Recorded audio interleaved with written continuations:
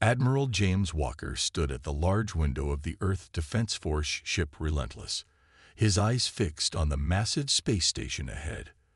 The Galactic Council headquarters looked impressive against the backdrop of stars, its curved arms stretching out like a giant metal flower. 10 years ago, when humans first joined the Council, the sight had filled him with hope. Today, it only made his stomach twist with anger. "Admiral, you need to see this." Lieutenant Kira Reed rushed into the observation deck, her face pale. She held a small data pad in her hand like it might burn her fingers. Walker turned from the window. Reed was not someone who panicked easily. Whatever she had found must be serious. "What is it, Lieutenant?" "Intelligence just broke the encryption on those strange messages we intercepted last month." She handed him the pad with a steady hand, but her eyes showed fear. "It's worse than we thought, sir." Walker took the pad and began to read. With each swipe of his finger, his face grew harder. The data showed detailed plans, secret meetings, and hidden agreements between the most powerful members of the Council. The Morians, with their 3,000-year-old empire. The Vex, with their superior weapons, all plotting against Earth and its colonies. "They're afraid of us," Walker said quietly. Reed nodded. "Yes, sir. According to these files, they believe humans are advancing too quickly. It took the Morians 500 years to develop faster than light travel. It took us less than 200. Walker continued reading, his eyes stopping on a specific date. "This says they plan to attack our outer colonies in 48 hours. He looked up sharply, all at once, disguised as pirate raids. "Yes, sir. They'll hit New Mars, Europa Station, and the Titan mining facility simultaneously. The attacks will appear unconnected, but they're designed to cripple our resource supply chain." Walker put down the pad and walked back to the window. The beautiful station now looked like a predator waiting to strike. For 10 years, humans had shared their technology, traded fairly, and fought alongside other species against common threats. They had trusted the Council's promise of galactic peace and cooperation. "All eyes. Contact Earth Central Command immediately," Walker ordered. "Priority Alpha. Send them everything we have." "Already done, sir." Reed hesitated before adding, "There's more. The Morians have been stealing our technology. Those new shield systems they revealed last year. They're based on Dr. Miller's designs that were supposedly rejected by the Council as too unstable." Walker wasn't surprised. Humans had always been good at finding creative solutions to problems. Their technology often looked messy to the more established species, but it worked. Sometimes it worked better than the careful traditional designs the older races preferred. "Sir, what do you think Earth Command will do?" Walker stared at the station. The smart move would be to strike first, hit their key military outposts before they can organize. But that would mean war with the entire Council. "Maybe not. Look at these files again. Many of the smaller Council members aren't part of this plot. Some might even be targeted next, once we're dealt with." Reed's communication device beeped. She checked it, and her eyes widened. "Earth Command has called an emergency meeting of all senior military and political leaders. They're asking for you to join via secure channel." Walker nodded. "Set it up in my quarters. And Reed, don't tell anyone else about this yet, not even the other officers." 6 hours later, Walker emerged from his quarters. His uniform was wrinkled, and dark circles had formed under his eyes. Reed was waiting outside, her posture stiff with tension. "What did they decide, sir?" Walker took a deep breath. "Something unprecedented. We're going to give them one chance to back down." "The Council?" "Sir, with respect, they outnumber us 57-1. A small, hard smile appeared on Walker's face. "Numbers aren't everything, Lieutenant." He handed her a new data pad. "These are your orders. Prepare the ship for immediate departure, but first, I need you to deliver a message to Ambassador Grant on the station. In person, not through channels. Tell him Operation Sunflare is now active." Reed took the pad, her expression confused. "Operation Sunflare. I'm not familiar with that protocol. It's been dormant since before you joined my crew. A contingency plan we hoped we'd never need. Walker looked back toward the window, though the station wasn't visible from this part of the ship. The Council thinks they know what humans are capable of. They've studied our weapons, our ships, our tactics. He turned back to Reed, his eyes showing a determination that made her stand straighter. But they've never seen what happens when humanity is truly threatened. They think they're dealing with just another young species, eager to please the galactic community. His voice dropped lower. They're about to learn they're dealing with survivors. Earth wasn't a peaceful paradise like the Morian homeworld. We evolved fighting each other, nature, disease, disaster. We've been preparing for threats our entire existence. What exactly will we do, sir? Ambassador Grant will deliver our terms tomorrow during the high session, when all members are present. The Council will have 24 hours to meet our demands. And if they refuse? Walker's face showed no emotion now, just cool resolve. Then we show them why they should have left us alone. Reed saluted and turned to carry out her orders, but paused at the door. Sir, do you think they'll listen?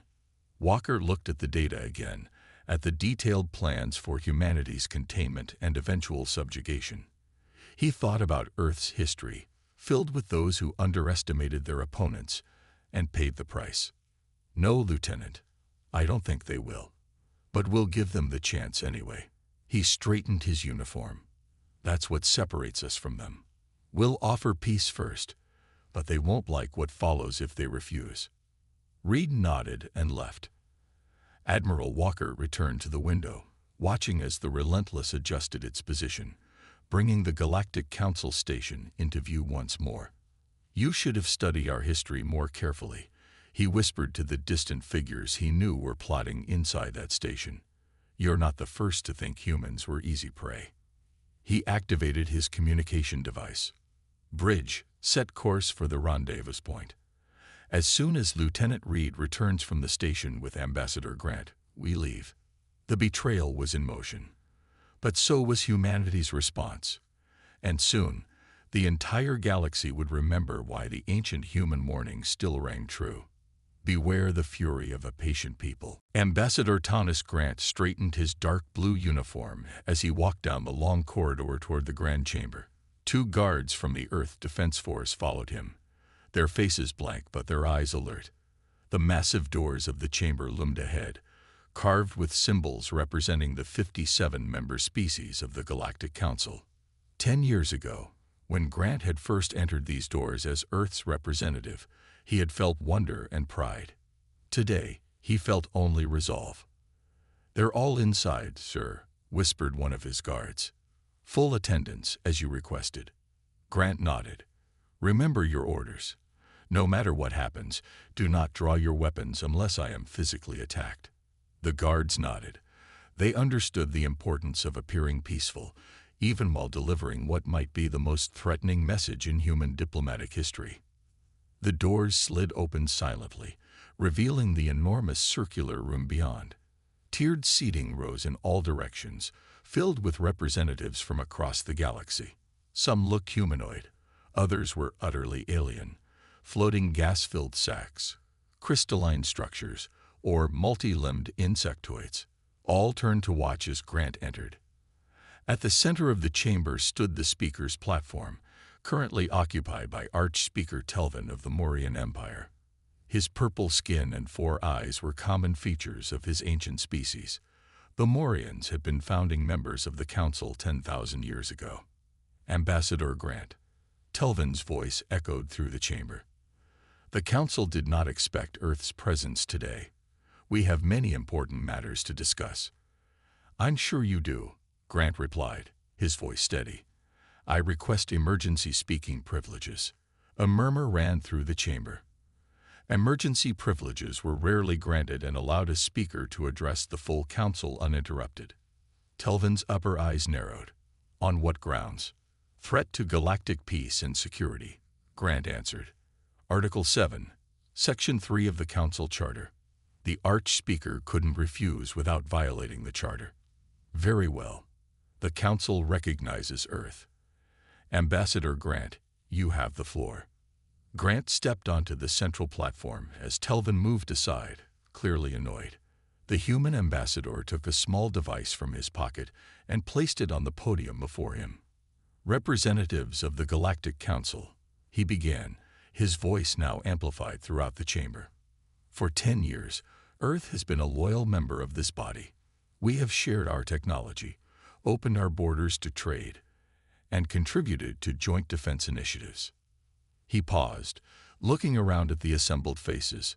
Some wouldn't show human recognizable emotions, but he could see confusion, curiosity, and in a few cases, growing unease. In return, certain members of this council have conspired against us. Grant pressed a button on his device. Suddenly, the chamber's main holographic display activated. Messages, plans, and meeting minutes appeared in the air for all to see, the same encrypted files that Admiral Walker had received. These documents, which we have verified as authentic, reveal a plot to attack Earth colonies within the next 48 hours. The chamber erupted in noise. Some representatives jumped to their feet in surprise or outrage. Others sat in stunned silence. A few, notably the Morians and the Vex, remained suspiciously calm. Grant raised his voice over the din.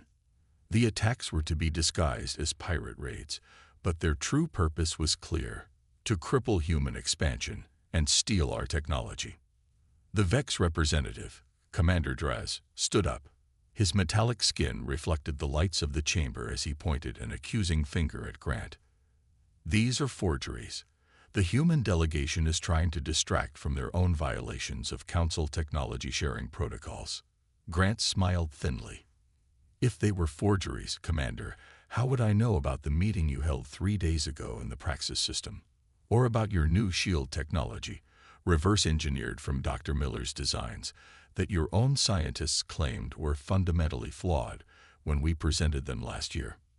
Draz's silver face couldn't show pallor, but his four-fingered hand dropped slightly. The truth, Grant continued, is that some of you fear us. Humans advanced too quickly for your comfort. We solved problems in ways you didn't expect. We didn't follow the careful, plodding path that your species took over millennia. He looked directly at Archspeaker Telvin. And so you decided to put us in our place, before we became too powerful to control. Telvin stepped forward. These are serious accusations, Ambassador Grant. Even if some elements of the Council acted inappropriately, surely we can resolve this through proper channels. No, Grant cut him off. The time for talk is over. Earth has authorized me to deliver our terms. He touched his device again, and new text appeared on the holographic display. 1. Immediate dissolution of the current Council leadership and full investigation into their actions. 2. Complete reparations for sabotaged colonies and stolen technology. 3. A new treaty recognizing Earth's full sovereignty and right to independent defense. The chamber grew completely silent as Grant delivered the final part of his message. You have 24 hours to comply with these terms. If they are not met, humanity withdraws from the Galactic Council permanently. His voice hardened. And you would be wise to put as much distance between yourselves and human space as possible. Commander Draz laughed, the sound echoing metallically through the silent chamber. And what will your species do against 56 others, human? Your fleets are outnumbered 100 to 1. Your colonies could be reduced to ash with a single order. Grant looked at the Vex commander, his expression calm, but his eyes hard. Run, he said simply. Then he collected his device, turned his back on the stunned assembly, and walked out of the grand chamber. His guards fell in behind him, leaving absolute silence in their wake. 3 hours later, the council voted. The final tally: 52 members in favor of rejecting Earth's outrageous demands, 3 abstentions, and 2 votes in support of negotiation. Archspeaker Telvin addressed the council after the vote. The humans have clearly lost their senses. Perhaps they were not ready for membership after all. We will proceed with containment measures as planned, but accelerated to prevent any further human aggression. As the representatives filed out, A small, insect-like being approached the Morian leader. "Speaker Telvin, my government is concerned. What if the humans truly have some hidden capability?" Their ambassador seemed very confident. Telvin looked down at the representative with all four eyes. "The humans are bluffing. They're clever and unpredictable, yes, but they're still a young species. Their confidence is nothing but arrogance." Unknown to the departing council members, a human surveillance drone hidden in the chamber's decorative ceiling transmitted everything back to the waiting Earth fleet. Admiral Walker received the council's decision while standing on the bridge of the Relentless. He wasn't surprised. "They've made their choice," he said to Lieutenant Reed. "Send the signal to all Earth forces. Operation Sunflare is now fully active." Reed hesitated for just a moment. "This will change everything." "Sir." Walker nodded. "Yes, it will. Let's hope they learn to run fast." General Draz stood on the command deck of the Inevitable Victory, flagship of the combined Galactic Council fleet. Around him, over 200 warships moved in perfect formation toward the Sol system. Most belonged to the Morians and the Vex, but nearly every Council species had contributed at least one vessel to the massive armada. "Status report," Draz ordered, his metallic fingers tapping against the command console. His second-in-command, a Morian named Kelver, approached with a data tablet. "All ships report ready, General. We will reach Earth's outer defense perimeter in 30 minutes." Draz nodded. "Any sign of human resistance?" "None, sir. Our scouts report that the human defense platforms around Neptune and Uranus have been powered down. We've detected no military vessels in the outer system." This wasn't what Draz had expected. The humans should have been scrambling their ships, manning their defenses. Their 24-hour deadline had passed 6 hours ago. "Could they have evacuated?" Kelver asked, his four eyes blinking in sequence. "Impossible," Draz replied. "Earth has 10 billion inhabitants. They couldn't possibly evacuate in 30 hours. But doubt crept into his circuits. The human ambassador's single-word warning, "Run," played again in his memory banks. "Approach with caution," he ordered. "Full scans of the entire system. I want to know where their ships are hiding." The massive fleet continued inward, passing Neptune's orbit with no resistance. The blue gas giant's moons showed abandoned human mining facilities, hastily evacuated. The pattern repeated at Uranus. "Sir," Kelvor reported, his voice uncertain. "Long-range scans of Earth show normal population levels. Their orbital stations appear intact but empty." "What about their military installations on Mars and their moon?" "The Mars defense base reads as fully staffed, but their weapon systems are offline." "The lunar base?" Kelver paused, checking his readings again. "The lunar base is showing unusual energy signatures, nothing we've seen from humans before." Draz's silver face couldn't show expressions, but his posture stiffened. "Specific location: the far side of the moon, sir. The area they call the Daedalus Crater. Maintain course, but have the fleet spread out. Whatever weapon they're planning to use, I want to minimize its effectiveness." As the Armada approached Earth's moon, the strange energy readings grew stronger. Science officers across the fleet reported increasing gravitational anomalies. "Sir," Kelver said suddenly, "the lunar surface, it's changing." On the main view screen, the cratered surface of the moon's far side began to shift. Dust and rock flowed away from a circular area nearly 50 kilometers wide. Then, with a soundless eruption visible even from space, the lunar surface broke apart, revealing a massive installation beneath. "Impossible," Draz whispered. "Our intelligence said they had no technology like this." The installation rose from the moon's surface like a giant metal flower blooming. Enormous panels unfolded, revealing what looked like massive cannons. But they weren't pointing at the approaching fleet. They were aiming at the stars. "Sir, we're receiving a transmission from Earth," Kelvor reported, his voice shaking. "Put it through," Draz ordered. The view screen changed to show Admiral Walker, standing in what appeared to be a control center deep inside the lunar installation. Behind him, humans worked at control panels, their movements calm and precise. "General Draz," Walker said, his voice even, "I see the Council voted to reject our terms. This is your final chance to surrender, human," Draz replied. "Your weapon, however impressive, cannot stop 200 warships." Walker smiled slightly. "This isn't a weapon, General. At least, not one designed to target your fleet." He gestured to someone off-screen, and the view changed to show a star map of the galaxy. Several points of light pulsed on the map. "What you're seeing is Project Prometheus, humanity's best-kept secret. For the past 5 years, we've been building similar installations throughout human space." The view switched back to Walker. "You see, General, while the Council was busy stealing our shield designs, you missed what we were really working on: stellar manipulation technology." "Impossible," Draz repeated. "No species has ever managed to affect stellar bodies at a distance."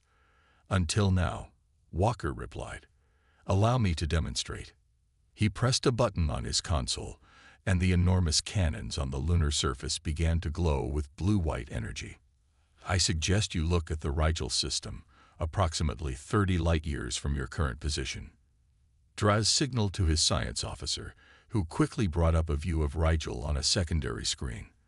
The bright blue star looked normal, until it suddenly flared, growing dramatically brighter for several seconds before returning to normal. "That was a targeted gravitational pulse," Walker explained. "Harmless in this case, just enough to cause a momentary disruption in the star's fusion process. But at higher settings." He didn't finish the sentence. He didn't need to. "We've placed similar installations throughout human space," Walker continued. "They can accelerate stellar aging, temporarily stabilize dying stars, or in extreme cases, trigger supernovas." Draz finished, his mechanical voice flat. Walker nodded. "Exactly. Now look at these coordinates." He transmitted a string of numbers. Kelver quickly entered them into the navigation system, bringing up a view of a remote star system with no habitable planets. As they watched, the unremarkable yellow star in the center of the system suddenly brightened, then erupted in a massive explosion, a stellar flare thousands of times larger than anything natural. "That star will return to normal in approximately 12 hours, Walker said. "No permanent damage done. But it could have been different." The implications were clear. If humans could cause even a small nova effect at will, they could devastate entire star systems. Silence fell over the command deck of the inevitable victory. Draz's metal fingers gripped the edge of his console so tightly they left dents.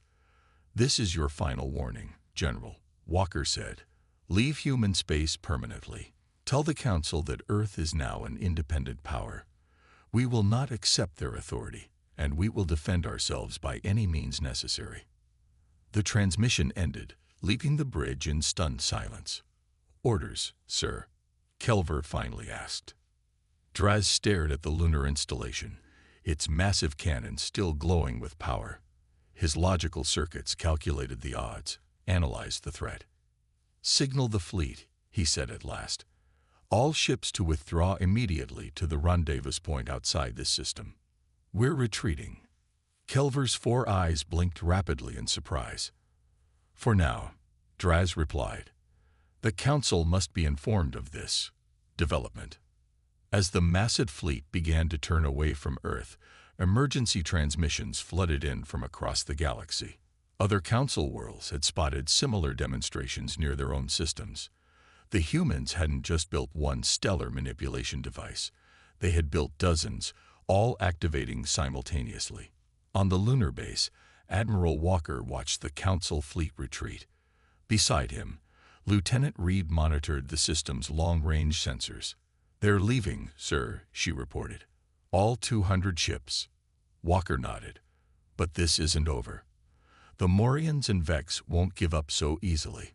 They'll be back, once they convince themselves we're bluffing about the scale of our capabilities." "Are we bluffing, sir?" Reed asked quietly. Walker didn't answer immediately.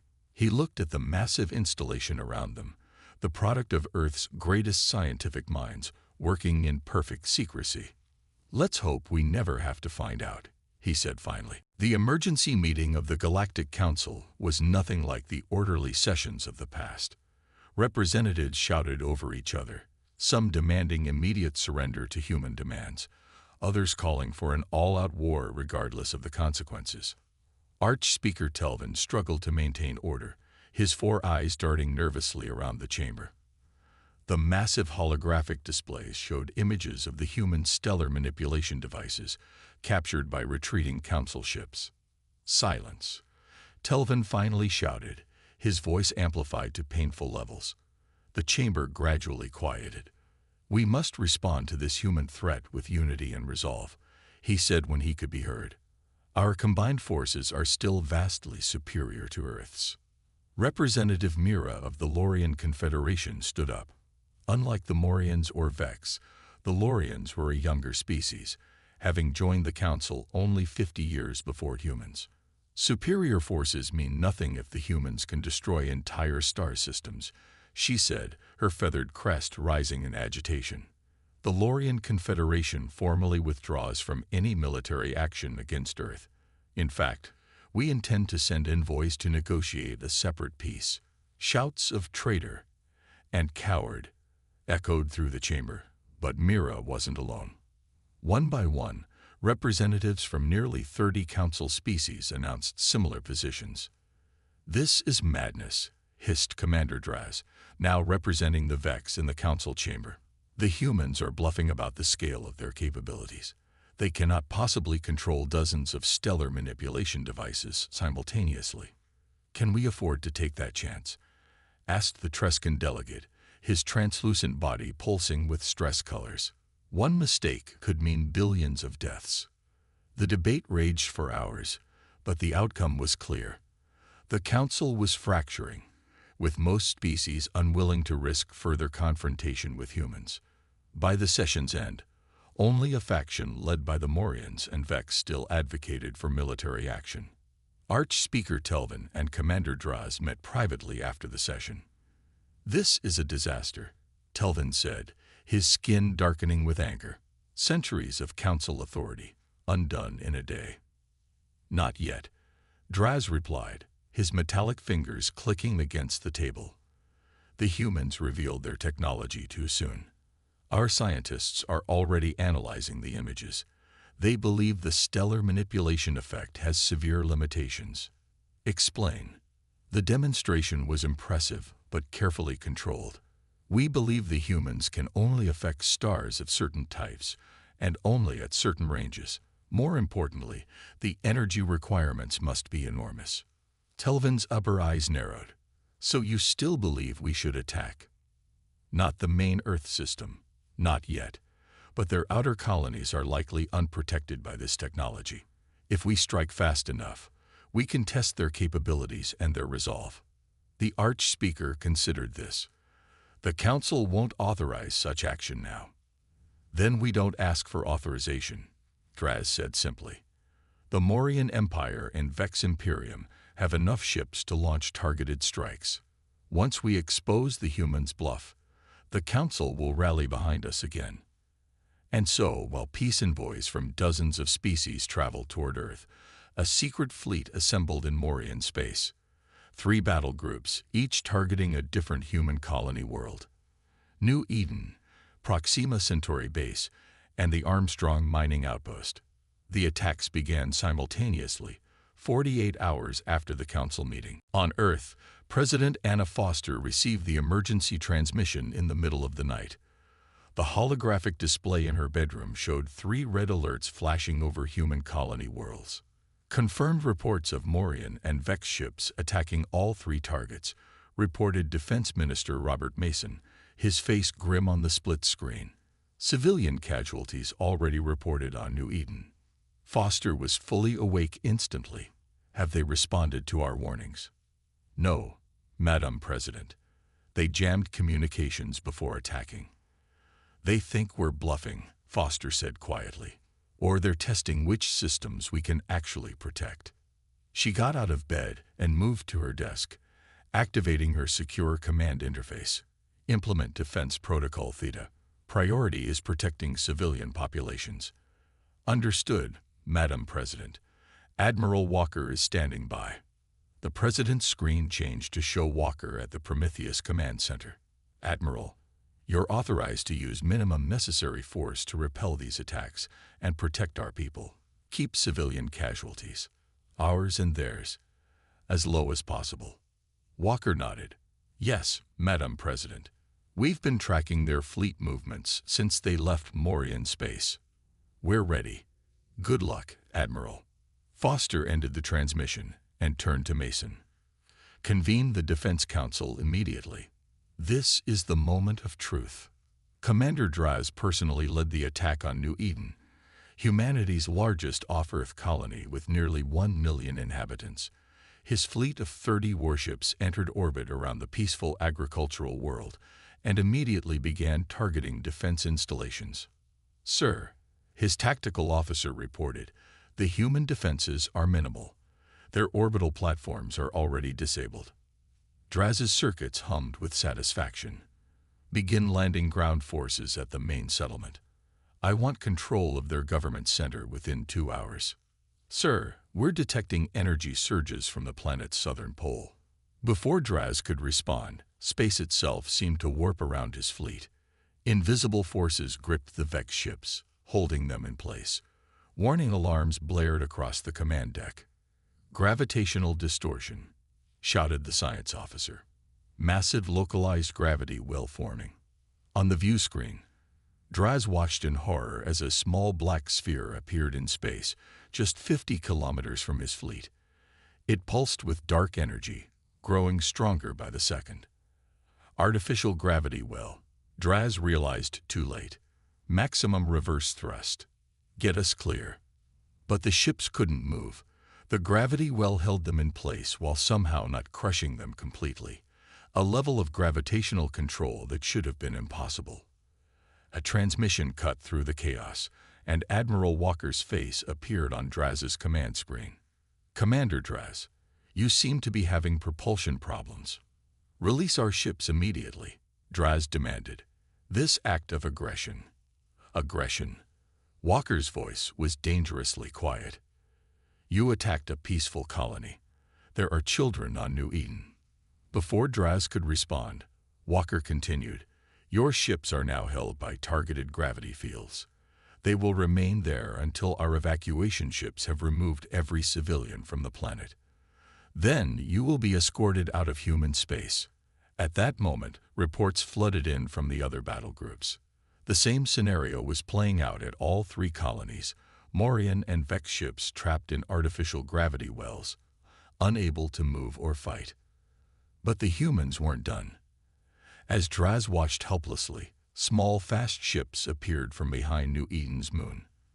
They weren't warships. They looked more like maintenance vessels, but they carried something far more dangerous than weapons. Sir, his tactical officer's voice shook. The human vessels are attaching devices to our ship's hulls. Within 30 minutes, every Morian and Vex ship in all 3 systems had been tagged with small, blinking devices. Walker's face reappeared on the screen. Those are locator beacons linked to our stellar manipulation network.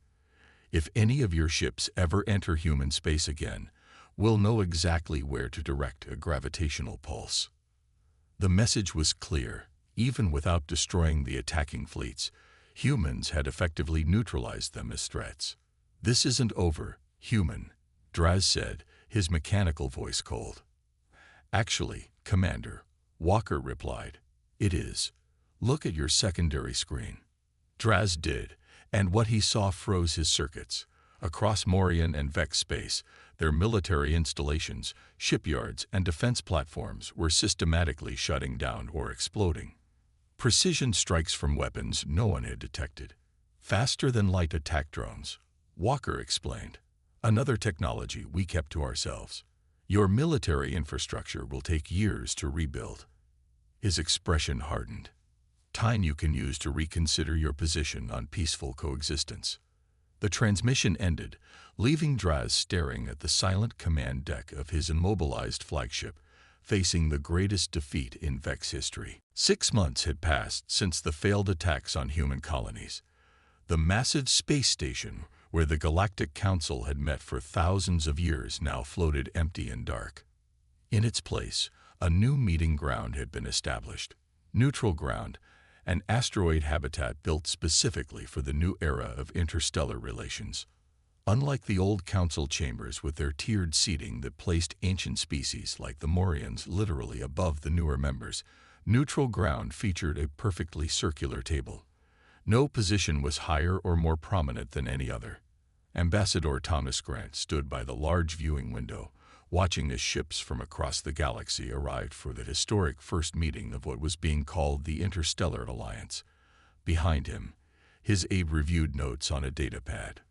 32 species have confirmed attendance, she reported, including, surprisingly, the Morians and Vex. Grant nodded. Not surprising at all. They have no choice but to adapt. Their military power is broken, their economies in shambles. The door slid open, and Admiral Walker entered the room. He had retired from active service 2 weeks earlier, but President Foster had asked him to attend this meeting as a special advisor. "How does civilian life suit you, Admiral?" Grant asked with a smile. Walker shrugged. "I'm still adjusting. My wife says I keep trying to give orders to our house computer." Both men laughed, but there was an underlying tension. The decisions made today would shape human relations with alien species for generations to come. "Are we doing the right thing?" Grant asked quietly. "We could demand reparations, territorial concessions. We have the leverage." Walker looked out at the stars. "That's what the Morians would do. Or the Vex. But then we'd just be replacing one group of bullies with another." Grant nodded slowly. "A new type of relationship, then. Not based on fear or dominance." "Exactly. That's why we're here." The meeting chamber filled gradually as representatives from 32 former council species took their places around the circular table. The atmosphere was tense, with former enemies now seated side by side out of necessity. Grant took his position at the table, with Walker standing behind him. Across from them sat Archspeaker Telvin, his purple skin now paler, his posture less confident than before. Commander Draz was noticeably absent, replaced by a younger Vex representative. "Representatives of the galaxy's independent worlds," Grant began, "thank you for joining us today. 6 months ago, the old order collapsed.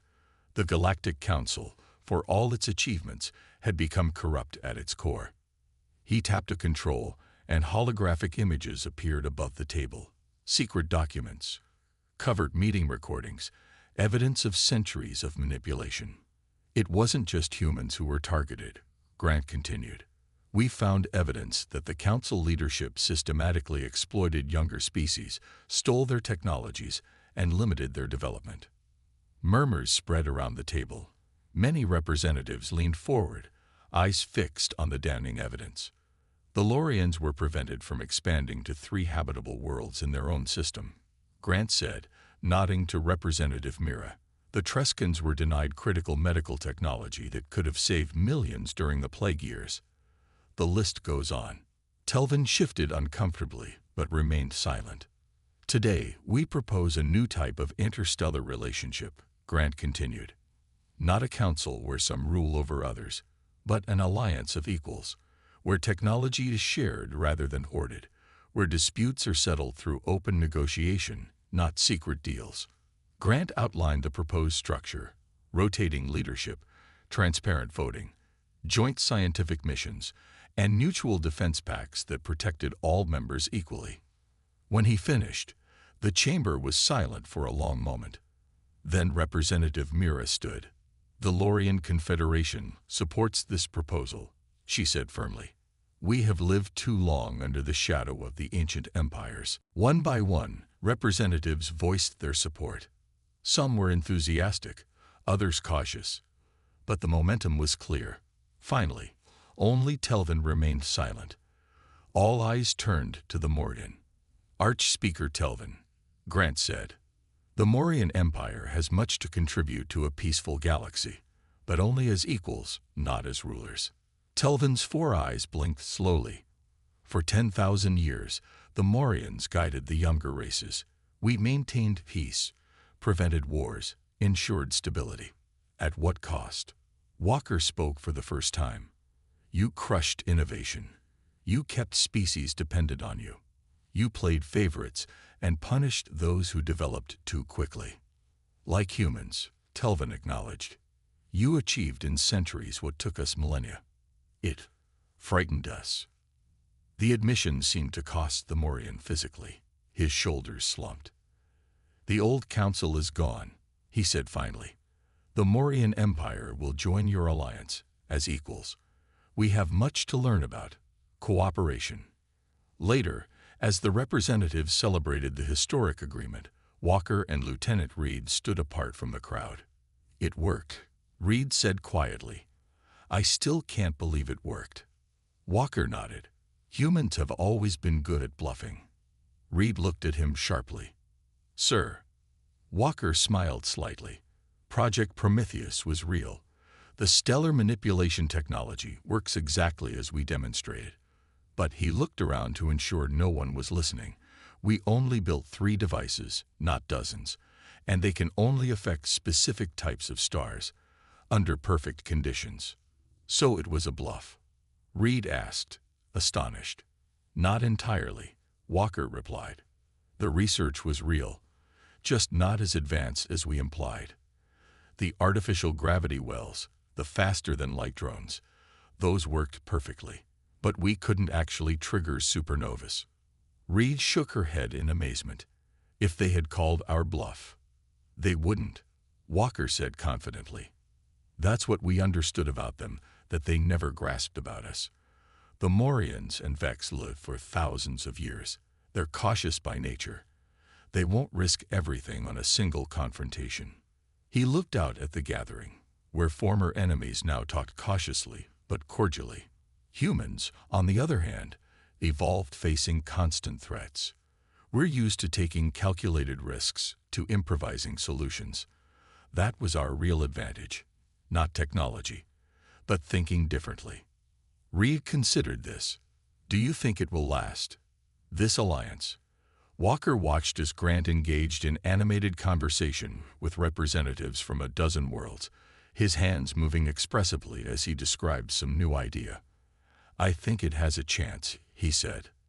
For the first time in galactic history, species are meeting as equals, not as rulers and subjects. He turned to Reed with a small smile. And if anyone tries to disrupt that balance, well, they know what happened to the last group that underestimated humans. In the center of the chamber, the holographic display showed the newly designed emblem of the Interstellar Alliance, a circle of stars, each one shining with equal brightness.